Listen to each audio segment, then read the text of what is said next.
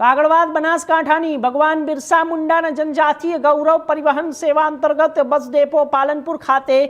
રાજ્યના વન અને પર્યાવરણ વ્યવહાર તથા ક્લાઇમેટ ચેન્જ રાજ્યમંત્રી પ્રવીણ માળીના અધ્યક્ષસ્થાને બનાસકાંઠા જિલ્લાના અંતરિયાળ આદિજાતિ વિસ્તારોને પરિવહનની વધુ સુવિધાઓ ઉપલબ્ધ કરાવવા માટે ત્રણેય મિની બસોની લીલી ઝંડી બતાવી પ્રસ્થાન કરાવ્યું। આ બસો શરૂ થતાં દાતા, અંબાજી અને અમીરગઢ તાલુકાના વિદ્યાર્થીઓ શાળાઓ કોલેજ સુધી સુરક્ષિત અને સરળ આજીવન આવન જાવન સુવિધા મળી રહે તે માટે સામાન્ય નાગરિકોને પણ આ બસની સેવાનો લાભ લઈ શકશે। અને આ સાથે જ વાહન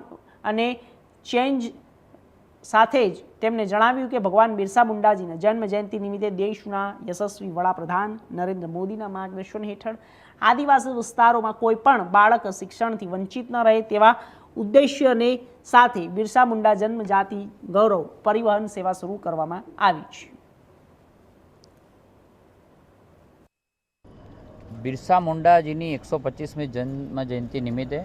દેશના યશસ્વી વડાપ્રધાન સાહેબે મોદી સાહેબે આખા ગુજરાતની અંદર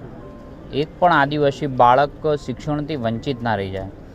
એને શિક્ષણ લેવા માટે ટ્રાન્સપોર્ટની અંદર વ્યવસ્થાઓ સુવ્યવસ્થિત થાય તેના માટે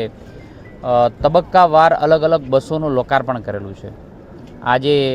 અહીંયા ટ્રાઇબલ વિસ્તાર માટે બનાસકાંઠા માટે અગાઉ એક, અત્યારે 3 અને ફરી એક એમ કરીને 5 બસોનું લોકાર્પણ કરવામાં આવ્યું છે। આજે એ નિમિત્તે 3 બસોનું લોકાર્પણ કર્યું છે। આ વિસ્તારમાં એટલે કે દાંતા, અમીરગઢ, બનાસકાંઠામાં વિવિધ ક્ષેત્રોની અંદર જે બાળકો મહેનત કરી રહ્યા છે તેને પાંખો આપવા માટે, તેના ટ્રાન્સપોર્ટને એના સપનાઓ પૂરા કરવા માટે એ જે પહોંચવા માગે છે એ પહોંચવાની અંદર જ્યારે એને જે તકલીફ પડતી હોય ટ્રાન્સપોર્ટમાં એ તકલીફ ન પડે એના માટે જીએસઆરટીસી અને ટ્રાઇબલ વિભાગે બંને સાથે મળીને જે સ્ટુડન્ટ ભણવા માગે છે અને જેને પોતાના પાસ ઇસ્યુ થયા છે એવા જ લોકો માટે મિડી બસનું આજે લોકાર્પણ કરવામાં આવ્યું છે। અને ચોક્કસ વિશ્વાસ છે કે આદિવાસી બાળકો